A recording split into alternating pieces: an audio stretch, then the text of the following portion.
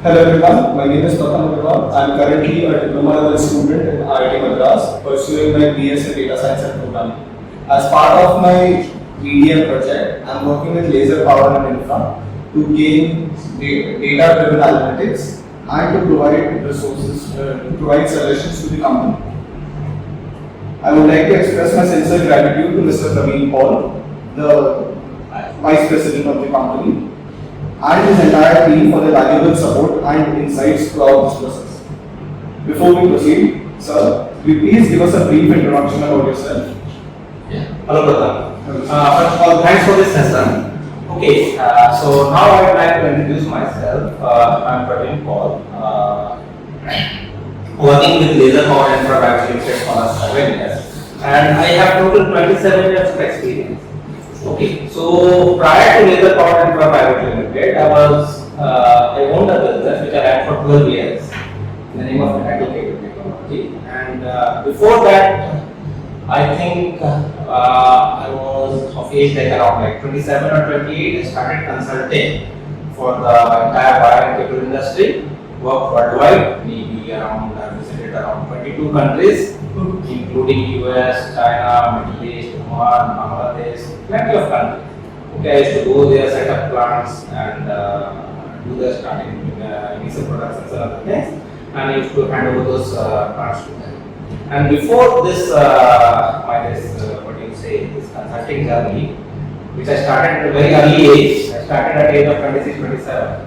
I started my career in 1998 with Sterlite optical technologies, where I used to make fiber optics.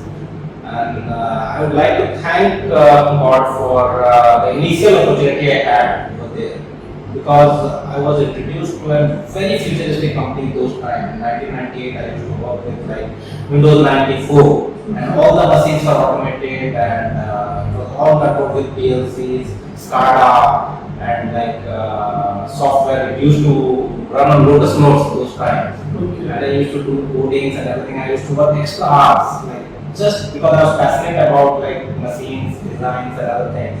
So it gave me a great platform. You're talking about 1998. I'm talking about 1998. That's it. So like I get goosebumps when I think about those days. From 1998 to 2002, I had a great launch in my career. The platform was great, and I would like to thank to God like the opportunity that was given to me at that time, and that boosted my life a lot. And I've learned a lot during all of the lab phase. And this entire 27 years of journey, experience is like always filled with like doing new things, making new projects, developing machines, making machines. I have made few machines which are manufactured for first time in India, and I used to always work on like substitute for the imports, all machines, components, and everything. So I worked even for those things. So this is how the journey was. And okay. Thank you so much for your introduction, sir. I have some questions for you. In your experience, how has technology, particularly data analytics, implemented decision making in this factory? When we talk about this factory, like, and when we talk about data analysis, see, data analysis is always part of any manufacturing process for any industry. Because if you don't analyze what you're doing, you cannot really achieve your targets. And we really don't know where we are. Like, if you want to go somewhere and you don't know where you are right now, and how much time is going to take you to reach there, it's really very tough to understand, because you will lost. Same thing happens in the industry. So, any processes, any machine, any manufacturing, any product somehow need to have data analysis, and we do that. And it is a part of industry to analyze data actually. Like traditionally, things were written notes or logbooks or production reports and other things. Now the things have changed. Now the SCADA has been implemented. We have SCADA in our factory, in our setup. Like because all our machines are PLC controlled. We whatsoever data we want, it's handy. It's right on our mobile. It's over here. So even if I want to see something, I can just see things over here. So and now like the new buzzword about AI, artificial intelligence. Because earlier it was like So far it was about the human intelligence. Now it is called artificial intelligence, the new word. It's great actually, but actually how does this artificial intelligence work? It's like connects all the data from all the users around the world. It tries to make an algorithm and all things. And like a human interface, like a human brain can think about one or two things at a time.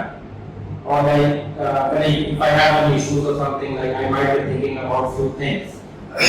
But when you use the AI, it gives a structured data to you. Okay, it gives a structured data. Like, okay, I was missing this. Though I knew it was not that they knew it, I was missing it. But now I have it in front of me. So it's like an encyclopedia. Yeah. Like the AI is only an encyclopedia in front of me when you talk about ChatGPT or other platforms, etc. over here. Like, though I knew those things, but it might not be thinking those things in my mind at that moment. So those things help a lot. And now when this thing is coupled with my SCADA, with my PLC, with my HMI, with my latest technology or like automation that we have adapted, okay, it helps a lot. The next question is, do you think industrial exposure helps students understand real world challenges better rather than just theoretical models? See, theory is something like when we take a piece of paper, have some books, analyze some theories or like those are already proven, and you try to do it on a piece of paper. Until and unless the things are done in a like practical manner, like how things really happen, we never get into the real understanding of the subject. So any theory without being backed up with a project or like some kind of manufacturing facility or a factory where you can do the things for the masses. What is factory? Factory is something where like you produce things which are for the masses. Okay. So being a theory and not doing it or not implementing it in a manufacturing level or in the industry, it's not going to help it's not going to solve the purpose. Like the actual purpose of any theories or anything is to help the masses or like help the people. Okay. So factory does that. The purpose of a factory is to do mass production, which is to be used for the people. Okay. Witnessing continuous advancement in manufacturing technology, how do you see the future of this industry in the next 5 years? Okay, so the thing is, I always say that it's a standard punchline with this. Change is the new constant. Okay, so we need to change. We need to adapt with what's happening. Because without innovation, without accepting the innovation, we will be left behind. Okay, so the thing is, we have to keep in pace with what's going on around. Else we are going to be left behind, or like we may not compete. At the same time, we may not be able to compete. So adapting with the technologies and like as you are talking about AIs and all, we are already in the process of adapting those things. Though it's very new for the industry, but still we are a very futuristic company and we work on technologies, we keep adapting with what's happening latest, and we have automated systems. All our machines are running on PLC. Not many industry in India as of today runs on PLC. Like, we minimize the usage of operators, interference. Like we definitely have operators, but the manual interference or the error that can happen, that can be implemented through a PLC, like all instructed program that we are using. So automations and futuristic things, yeah, we are on that and we keep adapting those things, and we are really doing good on that. That's great, sir. Hearing you feels like this company is already way ahead of its time and it's very futuristic. Where do you see laser power in Infra in the next 5 years? See, talking about the 5-year plans, okay, so when we make the 5-year plans, we need to see our past. Okay, what we were and how we are doing, and like since I am associated with laser power for last 7 years, and that's a direct as an engagement as a vice president. Before that, I was indirectly engaged with them for the last 3-4 years. Prior to that, so almost a 10 years engagement. I'm seeing this company doing good, and about what's the 5-year plan. See, when you see a graph, when you see a projectile, so this was the start point, you were here. So if this is the angle, so definitely it's here. Okay, so it's about the projectile and basically what we are doing, and we are whatever the growth plan we have, we look at the sustainability at the same time and what we can absorb. It's not about talking those big points. It's always about what is sustainable. It's not about going to a big point. It's about how long you stay there, and then how further you go from there. So from the past record, I think we are doing good, and our growth is quite great, and we will continue to keep that pace. We are expanding, we are adding facilities, and we keep doing it. Sounds great stuff. What impact do you think automation and AI will have on the workforce over here in your factory? As I said, we are already a futuristic company, and we have adapted, always been adapting this new technology. We have startups, we have backbones of that data, we have ERPs and other things. So now when we integrate all these things with AI, as I said, so definitely it will be like our dashboard will become much simpler. It wouldn't be like more of a data digging. The AI part will do those things for us. So troubleshooting any issue, like it may be related to manufacturing, it may be related to operations, anything. As the to analyze anything, we need the data first. Okay, so if the data comes with a click of a mouse, okay, so things become much easier. So it's definitely good, and we are adapting to things. What's the most rewarding and the most stressful part of your job? Most rewarding. Okay. See, the most rewarding thing to me is like whether my day was useful or not. A very basic thing. Whether I would make use of my day.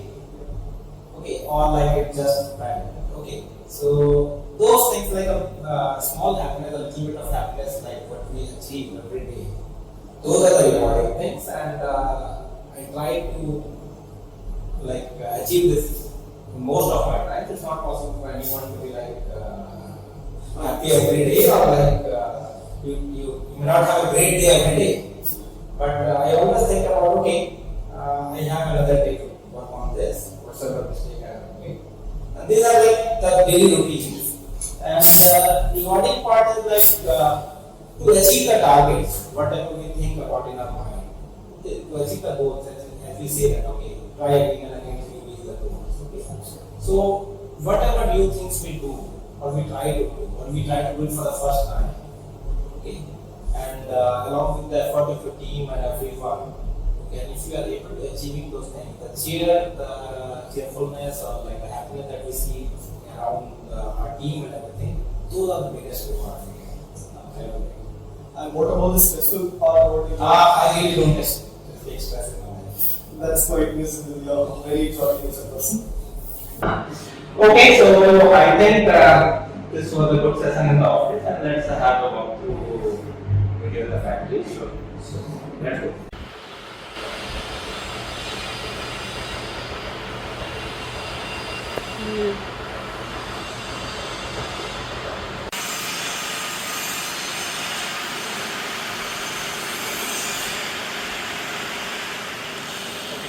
This is our factory manufacturing. Okay, so since today is in shutdown, you will be not seeing too many machines running over here. It's a regular shutdown where we do the maintenance and other things. And the question was, what do you think acts as a backbone of this industry? Like, what is the most important resource in your own factory? What do you feel that? See, like for any industry or for any organization, the human resource is the most important asset. And like the best team you have, okay, and when coupled along with this, with the best machinery, the best automation systems, and the latest technology that we use, gives a great result. So human, the manpower that we have, those are the biggest assets, along with the machines and definitely the funds to do all these things. Absolutely. So I would like to know, what was your experience in total with my project? In my project? See, this was my first experience with a student who has done data science. Okay, so I was a bit interested about the thing like, okay, I have a student, an intern, like with the projects, and he is with a data science background. So data science is something which is very new in India. So I was thinking, okay, like it might be a bit of learning for me too, and I'm a good learner and I love to learn. Okay, so overall experience was great. Like he had a great aspect to see things, and with the subject that he is studying, he analyzed these things like challenges that we face or like where the things can be optimized. And I think he has done great. Thank you so much, sir. So I would like to conclude with my last question. Taking the consideration your 27-year-old long career, your many ups and downs in your career, what would be one piece of advice that you would like to follow for the upcoming generation, the upcoming practicing professionals? See, very small advice, like for everyone actually. It's not about being in an industry or any other place or any other career we take. It's about consistency in what we do. And it's the discipline. And how much you are devoted about anything you do. If you're 100% for anything you do, definitely you're going to get success. So that's a very small piece of advice, because see, like what happens, like life is all about ups and downs, right? So there are certain phases in our life when we go down, we feel low. During that time also, we have to be disciplined, we have to be consistent, keep doing should be the only constant.